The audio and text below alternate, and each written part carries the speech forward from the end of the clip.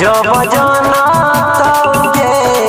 पियावा पलंगे पकना तो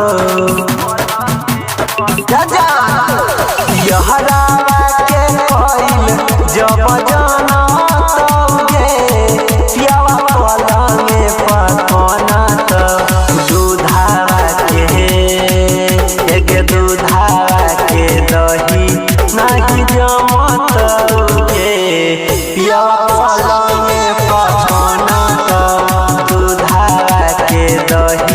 नहीं जमत पियावा पलंगे पकना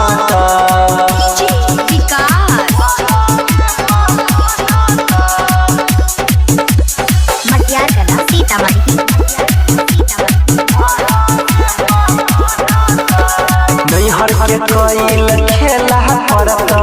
ससुरा में भारी कोई नहीं पैदी कहियो पिया जी के प्यारी नैहर के कइल खेला पड़तौ ससुरा में भारी बोल में पैदी कहियो छौरी पिया जी के प्यारी दोसर दिया कके जनमतौगे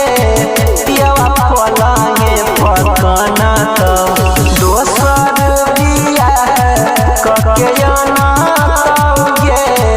पियावा पलंगे पकना तो दूधावा के एक दूधावा के दही नहीं जमतौगे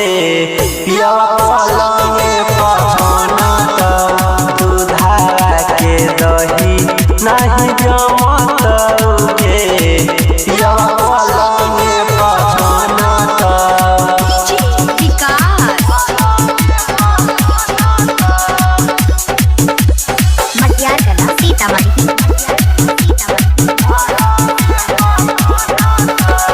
अनिल सोनी सागर सजब होठ के लाली चुसे वही गे पुछतो जे भातार कथी छौरी तू बात वही गे सुना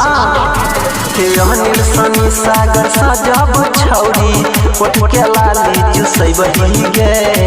पुछतो जे भातार कथी सुन तू बात वही गे सहवा निशानी